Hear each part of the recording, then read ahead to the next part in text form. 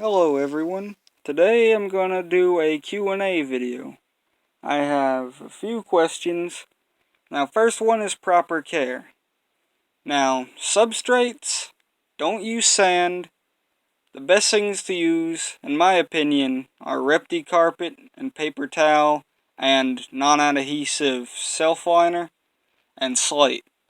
You could also hear people talking about using Eco Earth and other coconut fiber products, but I don't know about that because there is always that risk of impaction, but I can't say that for sure because I've never tried it.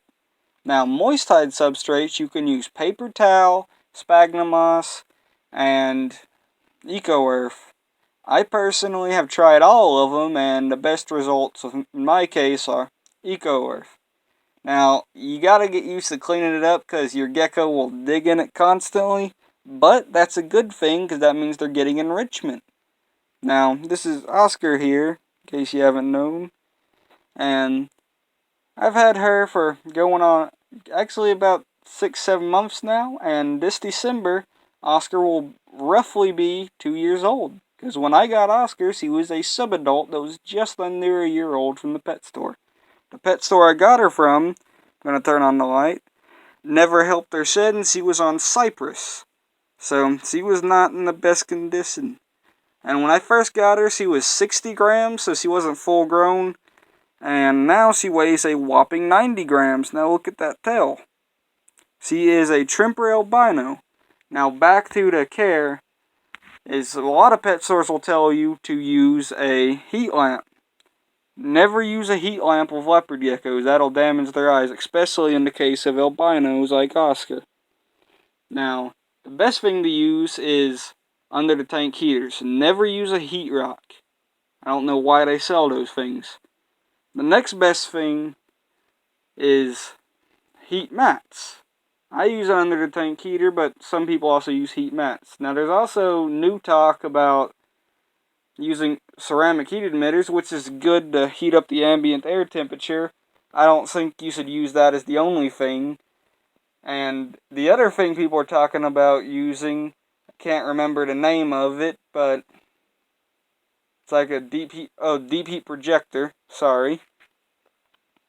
And I don't really know what to say about that, because I think it would, the gecko would get burnt from the top as well.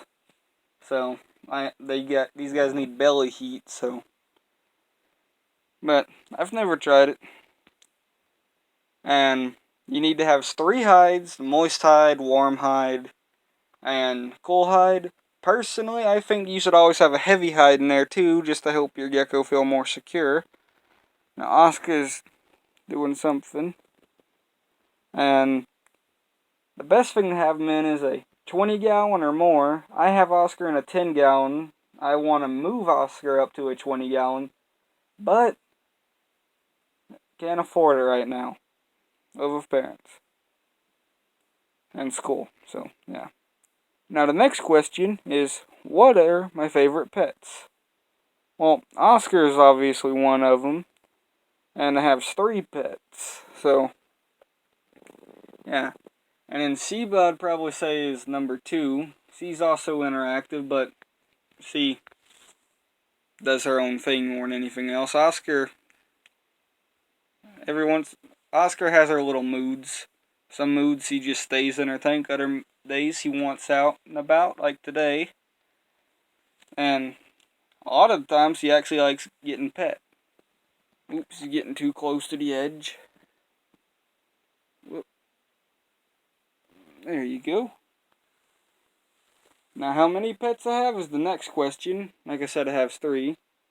And next one is, will my mom hold any of them? Short answer, the only one she ever has held is Sheba. She is terrified of Oscar, and no one's allowed to hold Jimmy. I've only ever held Jimmy a handful of times, and those have all been for, well, when I'm setting up the tank, or cleaning the tank, or when I first got Jimmy at Repticon. And the stuff you should feed to leopard geckos And what I feed all of my other pets is crickets and mealworms, is for Oscar specifically. And I feed Oscar every 2 days. And the supplement schedule for Oscar is on Mondays I give calcium powder with the crickets, and on Wednesday no calcium powder, Friday calcium powder, and Sunday is multivitamin powder. Now, and each one of my animals has a different supplement schedule. I'm not going to go into all of that, and I'm going to tell you what to eat. Jimmy has started to eat earthworms recently. Now, they all have the same general treats like waxworms and superworms, and those are occasional. Don't mind the papers. And Jimmy has also started to eat earthworms, which is not going to be a staple, but a treat. Sheba's diet includes crickets, mealworms, blueberries, blackberries, strawberries, watermelon, apple slices, romaine lettuce, collard greens, dandelion greens, and pellets. And that's really all I have, so have a good day, and goodbye.